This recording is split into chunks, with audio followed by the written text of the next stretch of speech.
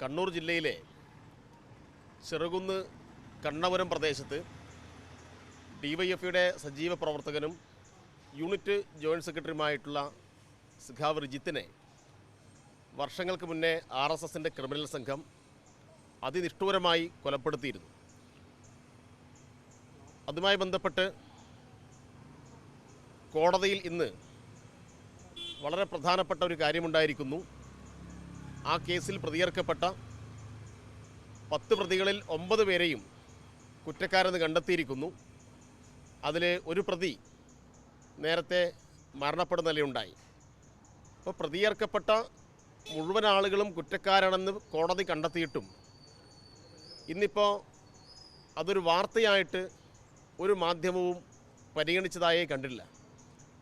കഴിഞ്ഞ കുറച്ച് ദിവസങ്ങളായി കേരളത്തിൽ പ്രധാനമായും മാധ്യമങ്ങൾ ചർച്ച ചെയ്ത വിഷയം എന്താണെന്ന് നമുക്കറിയാം.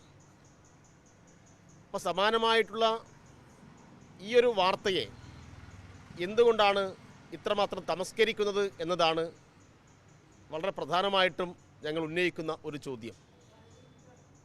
റിജിത്തിന് അച്ഛനും അമ്മയും ഉണ്ടായിരുന്നല്ലോ, റിജിത്തിന് സഹോദരങ്ങളും നാട്ടുകാരും ബന്ധുക്കളും എല്ലാം ഉണ്ടായിരുന്നല്ലോ.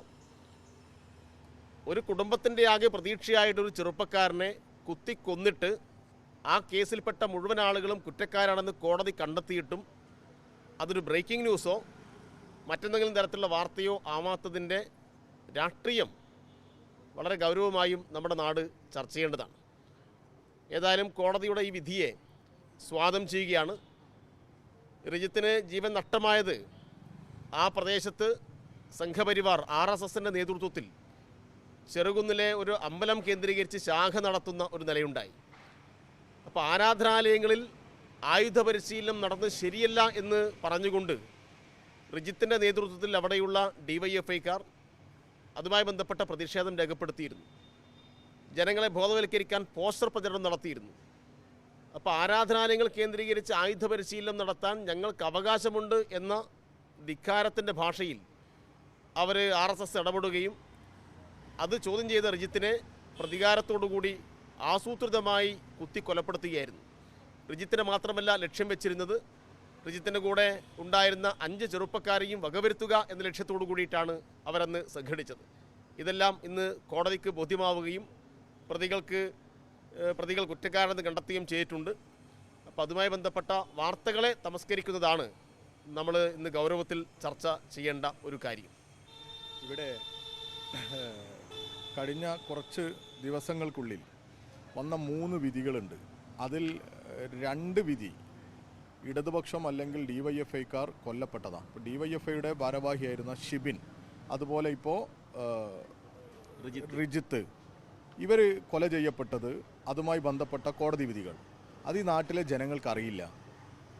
അത് ആരാണ് കൊന്നത് എന്ന് ഈ നാട്ടിലെ ജനങ്ങൾക്കറിയില്ല. അപ്പോൾ DYFIക്കാർ കൊല്ലപ്പെടാം, മറ്റുള്ളവർ ഇപ്പോൾ 2 കോൺഗ്രസ് പ്രവർത്തകർ കൊല്ലപ്പെട്ടത് കേരളത്തിലുടനീളം ചർച്ച ചെയ്തു, ഞങ്ങൾക്കതിൽ പരാതിയില്ല.